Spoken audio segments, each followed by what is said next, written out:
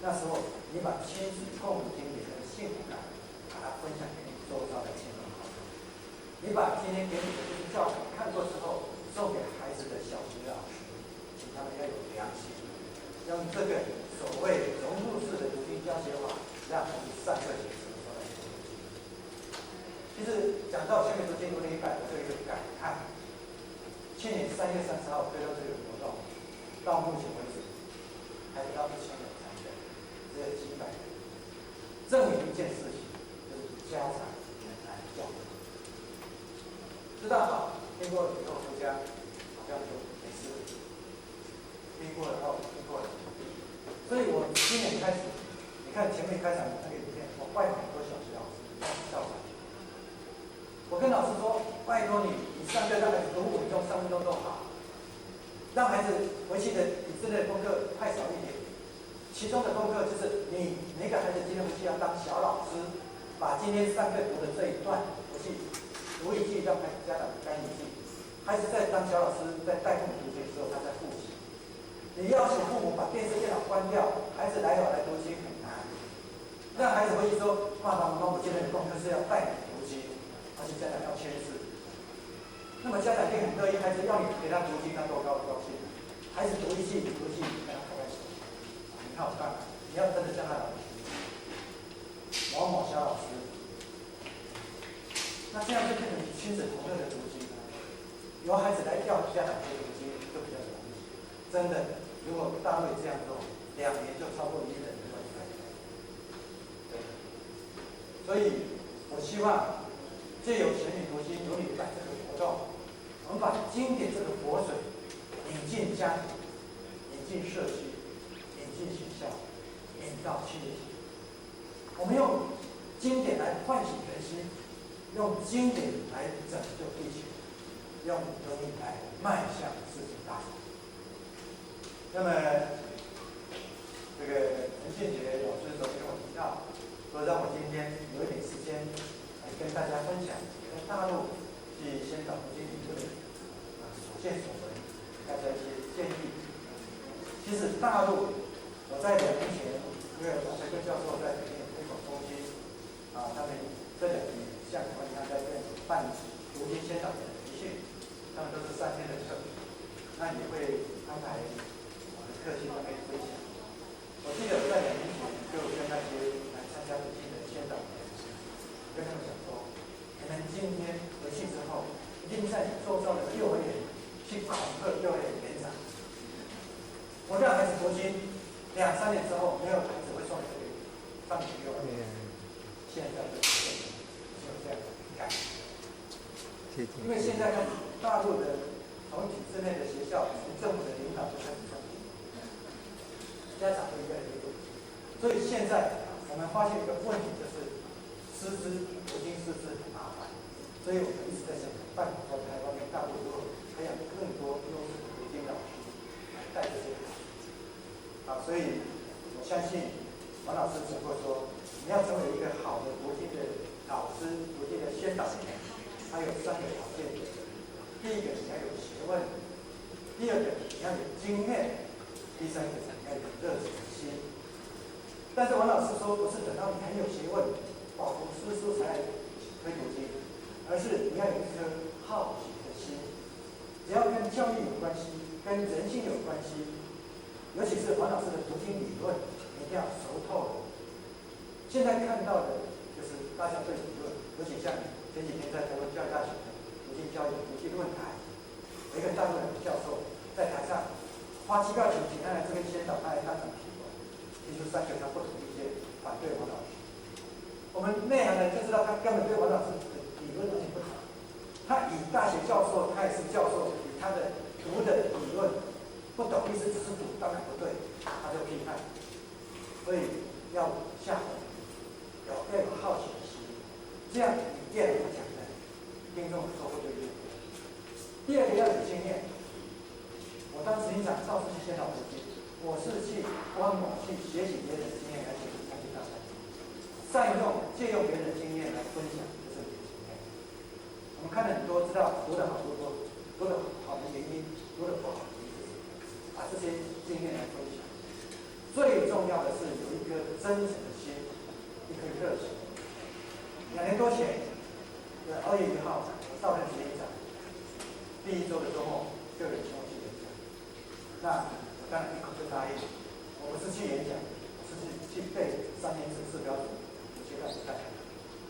但是我展现我的诚意，大家还是给我热烈掌声。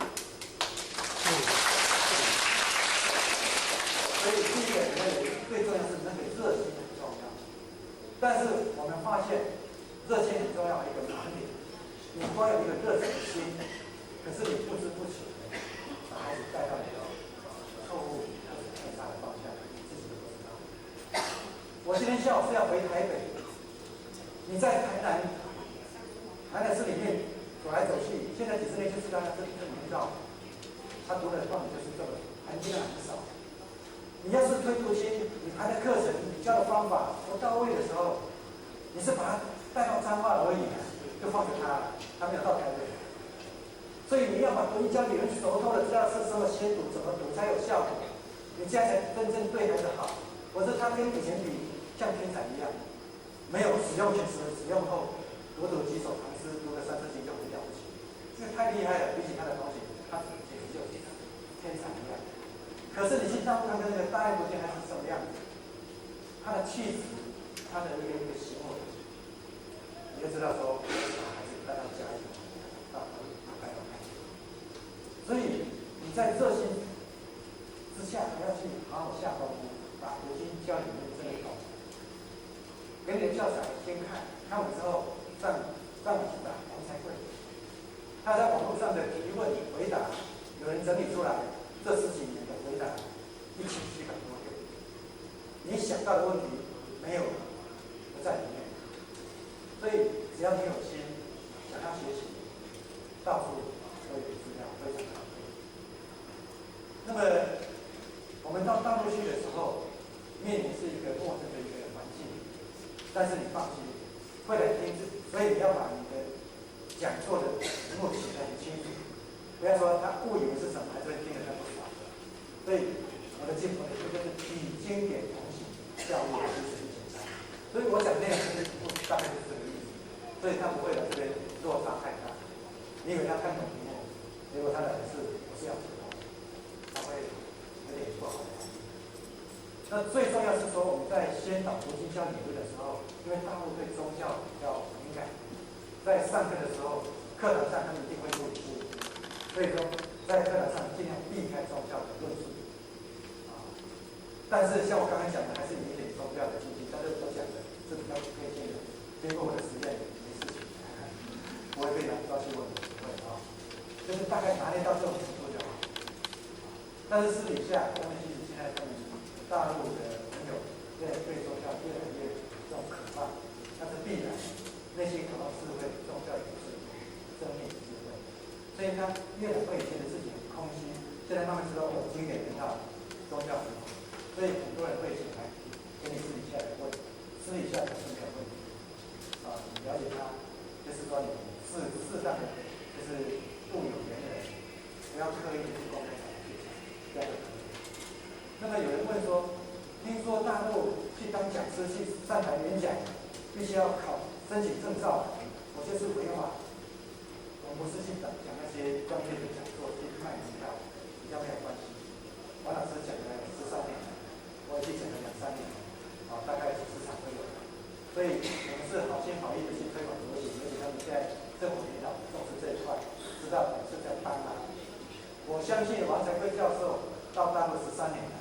前2、3年一定会严密跟进，不只是课堂上，私底下都会被跟进，他一定会录像都会被记录。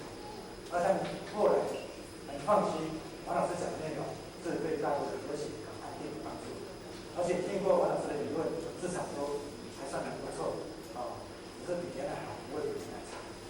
所以他们现在知道说文化的那个断层，现在可靠经典的。所以他们也很喜欢去那里宣导。这是华山教育大学的国际论坛，我们邀请很多大学就是国外还有大陆的一些教授来参考。我们就特别把北京师范大学4个教授，我们16、7号要论成，请他们13号就到台湾，从北到南绕一圈，参访了很多民办道的道场，参访宗教的、社区的、室内之外，幼儿的、儿童的，还有成人的、老人的，都请他们去看，他们都非常赞叹。因为现在中国的教育部部长是前任的北京师范大学的校长，所以很多的那个核心幕僚等等，就是他们大学里面的教授。那这次的教授里面是他们会关心到将来大陆的高中、国中、初中小学的教材编辑，所以有这次的经过很多的时间跟他们密切的沟通，希望能够影响到他们在主持教材编辑的时候，能够更多更好的经验来。那大概就是简单的跟各位分享。总之，今年真的是0岁到100岁的对个人、对家庭、对社会、整个地球都非常重要。希望大家发现自己要怎么自己的想法。谢谢各位。大众请起。感谢执行长慈悲贤道鞠躬，坤道鞠躬，再次热烈。